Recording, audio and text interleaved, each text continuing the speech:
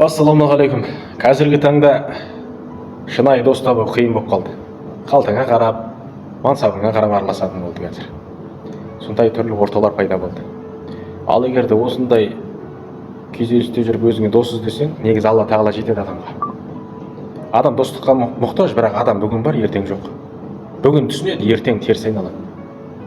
Ал Алла ешқашан сатпайды, тастамайды, жағдайыңа қарап өзгермейді.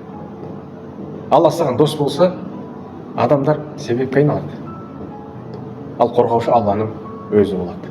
Сондықтан мұндай адамдар жалғыздықтан қорықпайды ағайын. Ал егер де әңгімелесер серік қаласаң, Құран жеткілікті екен. Құран жай кітап емес. Онда пайғамбарлардың сабыры, періштелердің мойынсұнуы, адамдардың қателігі мен түрлі тағдырлар бар. Құранды оқығанда сен жалғыз емес екеніңді түсінесің. Сенің күйіңнен өткендер болғанын көресің. Жүрегіңе жауап келеді.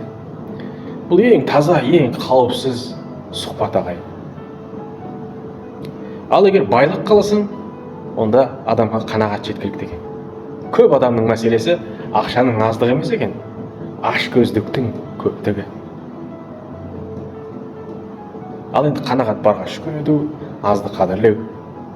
Ал қадірлеген адам ысырап етпейді, өз берекесін жоғалтпайды. Сол үшін де қанағатсыз бай кедей, қанағатты кедей болса да бай дейді. Ал енді өзіңе жауыз дейтін болсаң, нәпсің жеткілікті екен. Нәпсі ең қауіпті жау, себебі ол сенің ішіңде. Ол жақсы киіп киініп сөйлейді екен. Нәпсі еріншектікті демалыс дейді, күнәні ұсақ түйек дей салады, мақтаншақтықты өзін сыйлау, құрметтеу дейді. Кім нәпсінің соңынан ерсе, өмірінде тыныштық болмайды екен. Ал кім нәпсісін тәрбиелей білсе, жеңілдікпен рахметке, нығметке жолады екен.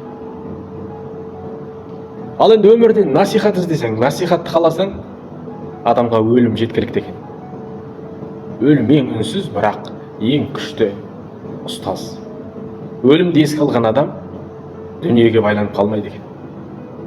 Уақытын босқа өлтірмейді, жүрегін тазартуға тырысады. Ал енді өлімді ұмытқан адам болса, бәрін кейінге шегере береді екен ғой. Тәубені соза береді, Құдай қаласа, пенсияға қартайғанда. Сол үшін өлімді еске алу, бұл өмірді түзету екен.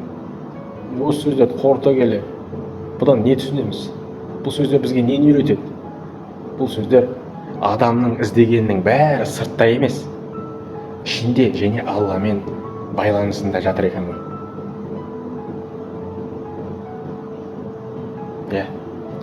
Алламен байланыстарыңызды түзеңіздер. Сол кезде жүрегіңізде тыныштық, сабырлық, берекет, шүкірлік бәрі сізде болады. Мені жоғалтып алмас үшін әрине каналға жазылып қоямыз.